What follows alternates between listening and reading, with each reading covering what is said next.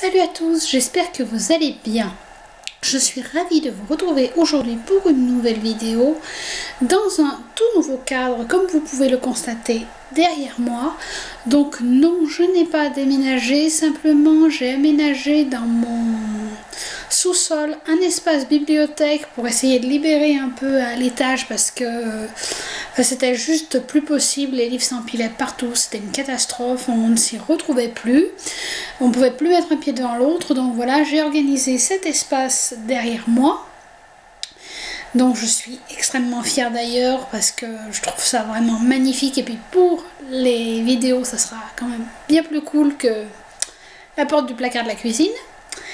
Bref, maintenant que je vous ai présenté ça, je vous retrouve donc pour une nouvelle vidéo qui sera un update lecture. Donc si vous avez regardé ma précédente vidéo, vous savez que quand je vous parlerai de update lecture, il s'agira de livres que j'aurai lus en anglais.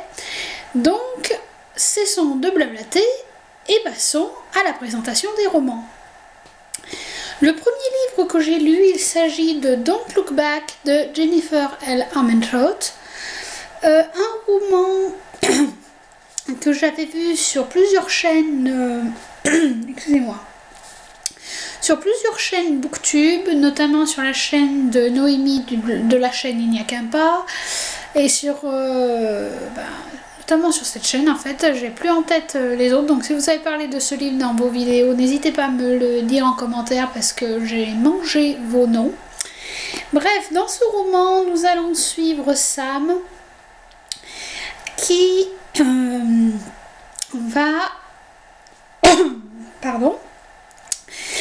va être retrouvée totalement amnésique, c'est-à-dire qu'elle ne sait plus qui elle est, ni comment elle s'appelle, ni rien du tout. Après plusieurs jours après son départ, et Sam va découvrir que en fait elle était partie avec sa meilleure amie Casey et que celle-ci n'a pas été retrouvée. Donc le tout ça va être de savoir qu'est-il arrivé à Casey, que s'est-il passé quand les deux amis sont partis ensemble, ce genre de choses. Donc un synopsis assez banal entre guillemets parce que ça a déjà été vu, l'amnésie a déjà été vue dans les romans, voilà, ce genre de choses a déjà été vu. Mais avec moi ça marche toujours. De plus nous allons découvrir, enfin Sam va peu à peu découvrir qu'elle n'est pas celle qu'on lui dit qu'elle est. Enfin voilà, elle se révèle être une jeune fille plus étrange que ce qu'on lui avait présenté au départ, donc ça m'a beaucoup plu.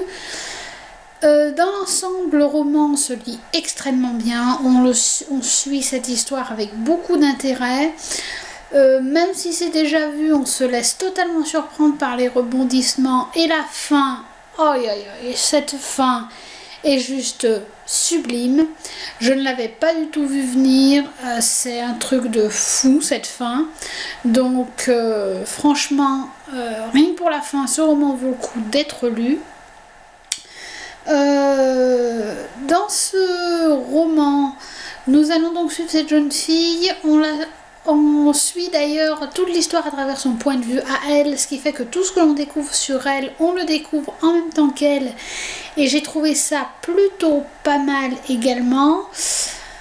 Au point de vue de l'anglais, c'est un anglais relativement accessible, ça se lit quand même très bien. J'ai lu ce roman assez vite. Bon, il y a quelques passages un petit peu plus compliqués, mais dans l'ensemble, voilà, il n'y a pas de difficulté à lire ce roman. Ça traite un peu, c'est un peu dans le style du polar, mais quand même pour la jeunesse, donc du coup ça reste très accessible et c'est une excellente lecture. Je lui ai mis mon coup de cœur.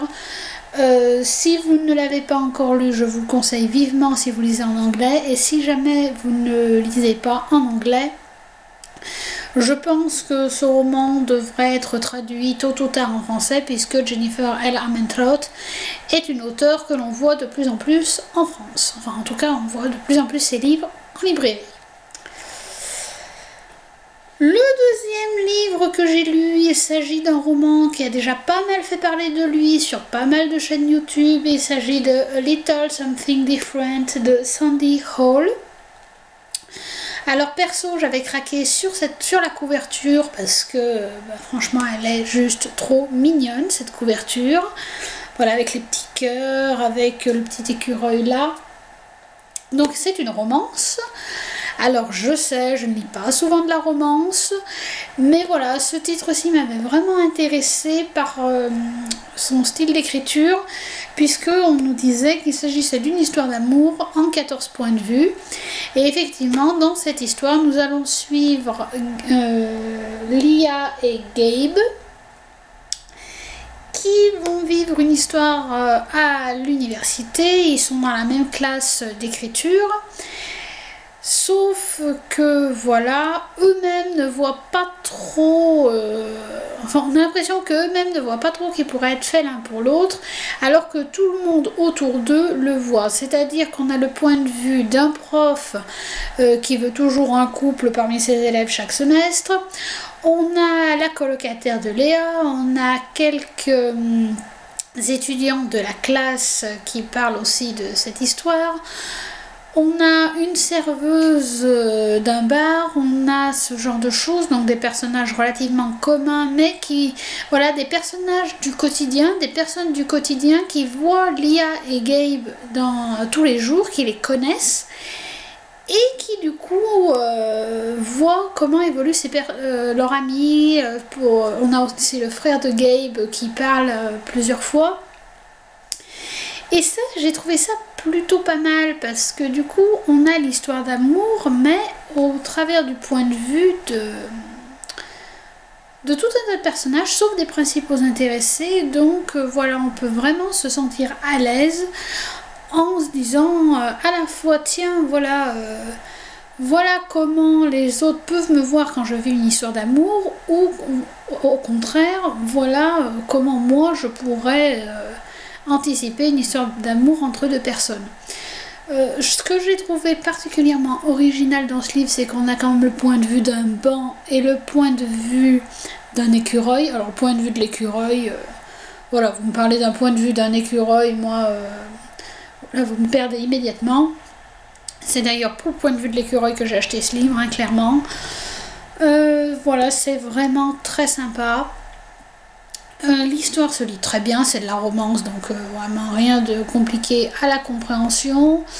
L'auteur a quand même su modifier un petit peu son écriture en fonction des personnages, ce qui est très fort. Dans mon book haul, je vous disais que le roman, enfin la présentation de ce roman m'avait fait penser à Raymond Queneau. On est quand même loin du compte parce qu'on n'a pas la même histoire qui se répète 99 fois et à travers les 14 personnages pour le coup, mais on a vraiment l'évolution de l'histoire avec les personnages qui voient au fur et à mesure l'histoire évoluer, donc c'est quand même pas tout à fait la même chose, mais voilà, c'est un moyen très très sympa de présenter un livre. Que disais-je, au point de vue de l'anglais, voilà, ça se lit très bien, en plus le livre est assez court, donc franchement il n'y a pas de souci là-dessus. La romance en elle-même est plutôt banale, mais voilà, c'est cette histoire de point de vue qui apporte vraiment quelque chose de très fort à ce roman. Il n'est pas encore sorti en français, j'espère qu'il le sera étant donné que de plus en plus de blogueurs et de booktubeurs en parlent sur internet, donc je pense que tôt ou tard aussi un éditeur français prendra le parti de publier ce roman. Je pense que c'est hautement possible. Bon, je ne veux pas trop m'avancer, mais bon, on ne sait, je pense en tout cas qu'il pourra sortir. En tout cas, c'est un anglais quand même très accessible et si vous ne craignez pas la lecture en anglais, je vous conseille vivement cette lecture. Voilà, c'est pas le style de roman que je lirai tout le temps, mais j'ai passé un bon moment, ça détend, c'est sympa. Et le troisième livre que j'ai à vous présenter, il s'agit d'un roman qui me faisait extrêmement envie. J'avais complètement craqué sur la couverture et c'est pour la couverture que j'ai acheté ce roman. Il s'agit d'une autre histoire d'amour, il s'agit de Written in the Stars de Aisha Saed. Donc dans ce roman, nous allons suivre Naila, il me semble qu'elle s'appelle. Alors, j'ai eu un problème avec le nom de ce personnage tout au long du roman. Oui, c'est Naila, qui vit aux États-Unis avec ses parents. Voilà, elle a des amis, elle a un petit copain, enfin tout va bien dans sa vie, il n'y a pas de soucis. Et elle est d'origine pakistanaise et puis un jour ses parents décident de l'emmener au Pakistan pour des vacances, donc elle y va, bon, tout va bien. Et une fois au Pakistan, voilà, elle devait y rester une semaine devienne 15 jours, 15 jours deviennent un mois, et un jour on lui annonce que elle va devoir se marier, qu'on lui a trouvé un mari et qu'elle va devoir voilà, épouser cet homme et vivre au Pakistan. Et là, bon ben voilà, va commencer un combat pour cette jeune fille qui ne veut absolument pas vivre au Pakistan et qui veut juste retrouver son petit copain et vivre aux États-Unis. J'ai trouvé ce roman vraiment très bien foutu. Souvent les histoires de mariage arrangé, ce genre de trucs, on le lit beaucoup dans des témoignages et ça vire à l'horreur, enfin c'est des trucs pas possibles, voilà. Et j'ai trouvé plutôt sympa le fait que l'auteur ait pris le parti de le mettre de mettre ça dans un roman, parce que bon, sans dire que ça devient plus facile, ça dédramatise un peu quoi, donc du coup ça se lit quand même très bien.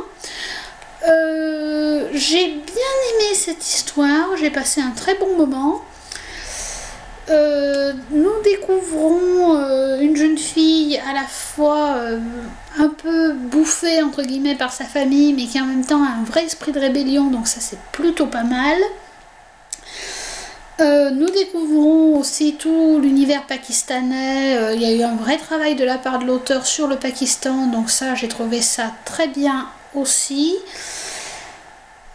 Nous suivons cette histoire du point de vue de Naila, donc nous découvrons tout en même temps qu'elle et ça c'est touchant, c'est vraiment très fort parce qu'on sent tout ce qu'elle ressent, toutes ses angoisses, toutes ses peurs, toute sa rage, toute sa colère, on le ressent avec elle, donc de ce point de vue là l'auteur a fait un très bon boulot aussi. Que vous dire, par contre voilà, ce que j'ai peut-être un petit peu moins aimé, c'est que le roman est quand même assez court, il fait moins de 300 pages, c'est quand même très espacé dans le livre, je peux essayer de vous montrer, voilà, ça se présente comme ça, donc c'est quand même très espacé, et du coup, même si on ressent bien tout le côté mariage arrangé au Pakistan, j'ai trouvé ça un peu dommage que tout se règle assez facilement finalement. Bon, peut-être est-ce mon niveau d'anglais qui m'a empêché de comprendre certaines choses dans le livre, mais j'ai pas eu ce sentiment d'horreur. Certes, Naila va épouser un homme qu'elle n'aime pas, certes, elle va se retrouver dans des situations compliquées, mais on peut pas dire non plus que son mari ce soit un homme violent, dangereux, qu'elle puisse craindre. Voilà, son enfer, c'est de ne plus vivre aux États-Unis et de ne pas avoir pu faire le choix de sa vie. Mais dans les faits, voilà, c'est pas non plus la galerie des horreurs, ce roman. Ce qui, en un sens, est plutôt pas mal aussi, puisque finalement, on se rend compte que les mariages arrangés, certes, la fille n'est pas toujours ok, mais ça ne veut dire pas forcément à l'horreur internationale. Bon, donc de ce côté-là, c'était plutôt pas mal, mais c'est vrai que ça se résout quand même assez facilement tout ça, et ça j'ai trouvé un petit peu dommage, même s'il y a vraiment une vraie réflexion dans ce roman, sur tout ce côté des mariages, sur ces jeunes filles emmenées dans un autre pays et qui ne voient pas du tout venir ce qui les attend. Voilà, de ce point de vue-là, j'ai trouvé que c'était une lecture très agréable. On peut vraiment réfléchir sur la face du monde avec ce roman. Naïla est une jeune fille plutôt attachante, j'ai bien aimé ce personnage. Bon, après c'est pas le roman de l'année, mais ça change un peu de ce dont on a l'habitude, ça change même carrément de ce dont on a l'habitude. Donc ça c'est plutôt chouette. En plus, bon bah voilà, je vous l'ai déjà montré dans mon book haul, mais l'objet livre est absolument sublime. Je veux dire, voilà, il y a cette couverture, c'est divin. La tranche. D'ailleurs, je trouve un peu étrange que... comment vous dire? La couverture de ce roman, l'objet livre, détonne complètement avec l'intérieur du roman. Parce que, voilà, cette couverture, moi ça me fait penser au Mille et une nuits, avec des histoires féeriques, etc. Et là, on est quand même loin du conte de fées dans ce roman. On a l'histoire d'amour avec le jeune américain qui effectivement fait penser aux belles histoires d'amour, aux belles romances et tout. Mais c'est vrai qu'on n'a pas le côté petite étoile dans les yeux comme on peut avoir quand on lit Aladdin par exemple. Ou en tout cas tous les contes des Mille et une nuits. Donc bon. C'est pas trop grave, l'objet livre est sublime, la tranche pour la bibliothèque est sublime, l'histoire se laisse quand même très bien lire, c'est très sympa. Si vous ne... Alors je crois que c'est le premier roman de Aïcha Saïd, donc elle n'a pas écrit de roman qui a été publié en français. Je ne sais pas si ce roman-ci le sera, parce que j'en ai très peu entendu parler. Je ne l'ai vu que sur 2-3 chaînes anglo-saxonnes. Et sans trop m'avancer, je crois être une des premières à parler de ce roman sur le booktube français. J'espère quand même que je vous aurai convaincu de le lire, parce que c'est quand même une belle lecture. Voilà, c'est pas le truc de l'année, mais ça reste une très très belle lecture qui apporte quand même beaucoup. Voilà, donc j'espère que vous pourrez avoir l'occasion de lire ce roman, ou que ce roman finira quand même par être publié en français, parce que je pense qu'il en vaut vraiment la peine. Voilà, c'est tout pour cette vidéo. J'espère qu'elle vous aura plu. N'hésitez pas à me dire en commentaire si vous avez lu certains de ces romans, si vous les avez aimés. N'hésitez pas non plus à me dire si je vous ai donné envie d'en lire certains. Je pense vous retrouver très vite pour une prochaine vidéo update lecture, puisque j'ai décidé de prendre un rythme de au moins 1 ou 2 romans en VO par semaine. Donc j'espère pouvoir vous en faire comme ça au moins une fois par semaine, voire une fois tous les 15 jours. N'hésitez donc pas à me dire si la façon dont je présente les livres vous convient. Sinon j'essayerai de changer un peu en fonction de vos conseils, parce que finalement je débute un peu sur Booktube. Sur ce, je vous souhaite d'excellentes lectures et je vous dis à très vite pour une prochaine vidéo. Bye!